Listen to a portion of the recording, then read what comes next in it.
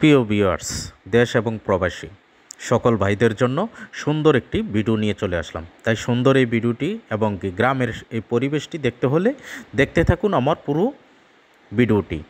এবং যারা আমার এই ফেসবুকে নতুন তারা ফলো দিয়ে পাশে থাকুন, অন্যকে দেখার মতো সুযোগ করে দিন, দয়া করে একটি শেয়ার করে দিন। এবং আপনার একটি শেয়ারে দেখবে অন্যজন।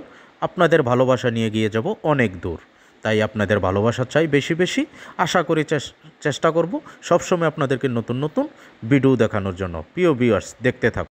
প্রিয় ভিউয়ার্স, আসসালামু আলাইকুম রহমতুল্লাহি ওয়া বারাকাতু। আশা করি আমার দেশ এবং প্রবাসের সকল ভাইরা ভালো আছেন। ঈদ চলে গিয়েছে, আবারও ঈদের শুভেচ্ছা জানাচ্ছি সবাইকে শেষ মুহূর্তে। প্রিয় ভিউয়ার্স, আমি আজকে আরও একটি নতুন ভিডিও নিয়ে চলে আসলাম। আজকের ভিডিওটি হচ্ছে কুমিল্লা জেলার ৫ নং পাঁচতুবি ইউনিয়ন এবং ৬ নং জগন্নাথপুর ইউনিয়নের সংযোগ একটি ব্রিজ, যেটি বাঁশের তৈরি করা গোলাবাড়ি ব্রিজ। যে ব্রিজটি ইতিমধ্যে অলরেডি টেন্ডার হয়ে গিয়েছেন, খুব শীঘ্রই এই ব্রিজটির কাজ শুরু হবে। প্রিয় ভিউয়ার্স, এই ভিডিওটির মাধ্যমে আমি দেখাবো আসলে ভাটির অঞ্চল মানুষ কিভাবে চলাচল করেন। বাঁশের হাক্কা দিয়ে বাঁশের ছোট ছোট ব্রিজ তৈরি করে, তার একটি হচ্ছে এটাই জ্বলন্ত প্রমাণ। আসলে এই ব্রিজটি দিয়ে চলতে গেলে অনেক কষ্টদায়ক, কারণ আমি আগে এটা অনুভব করতাম না। গতকালকে যখন আমি এটা ঘুরতে গিয়েছি বেবিদেরকে নিয়ে, তখন আমি বুঝতে পারছি আসলে পানিটা কতটুকু ভয়। যে একটা নদীর উপরে, এটা হচ্ছে গোমতী নদীর উপরে অবস্থিত বাঁশের দিয়ে তৈরি করা ব্রিজ।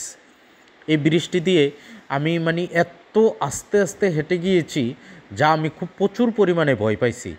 আসলে আমরা যেই সময় বই খাতা কলম নিয়ে চলাচল করি, স্কুল কলেজে পড়াশোনা করি, ঠিক ভাটির অঞ্চল এবং নদী অঞ্চল মানুষগুলোতে এই ছোট ছোট পিচ্ছিরা কিন্তু নৌকা নিয়ে বাইরে হয়ে যায়, নৌকা নিয়ে পানির মধ্যে চলাচল করেন। তাই তাদের সাহস থাকে ভিন্ন রকম।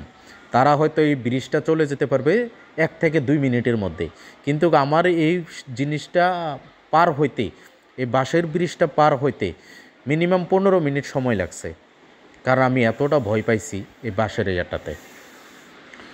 কারণ ভয় পাওয়ার উদ্দেশ্য একটাই, যদি নিচে পড়ে যাই তাহলে তো আমি সাঁতার পারি না। আমি যেহেতু সাঁতার পারি না, তাইলে আমার পানিতে ভয় আছে। এই কারণে আমি কখনো এটাতে আমি হারতে প্রস্তুত নয়। আরেকটা ভয় পাইছিলাম একবার আল্লাহর কাজের ক্ষেত্রে যাওয়াতে, সেটা হচ্ছে আমি সেনা দরবার শরীফে গিয়েছিলাম লঞ্চে করে। সারা রাত আমি লঞ্চে ছিলাম, চাঁদপুর থেকে লঞ্চে উঠেছি। কিন্তু সারা রাত লঞ্চে থাকার পরে মানুষ যেটুকু আনন্দ ফুর্তি করেছে, আমার মনে যে কত হাজার হাজার গুণ যে আমার চোখের পানি পড়ছে তা আমি বিশ্বাস করাতে পারবো না। কারণ যখনই দেখি যে পানির সাগর শব্দ, জোয়ার ভাটা, তখনই আমার প্রচুর ভয়। দেখেন, আসলে গ্রাম অঞ্চলে খুব সুন্দর একটা পরিবেশ।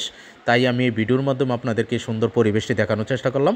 আশা করি দেশ এবং প্রবাসের যারা প্রবাসে থাকেন তারা আলাদা একটা আনন্দ পাবেন এই ব্রিজটা বা এই পরিবেশটা দেখার পরে। সুন্দর একটি পরিবেশ, মানুষ খুব সুন্দরভাবে তাড়াতাড়ি করে হাঁটাচলা করতেছেন, কিন্তু আমি এটাতে অভ্যস্ত না বিধায় আমার অনেক ভয় লাগছে।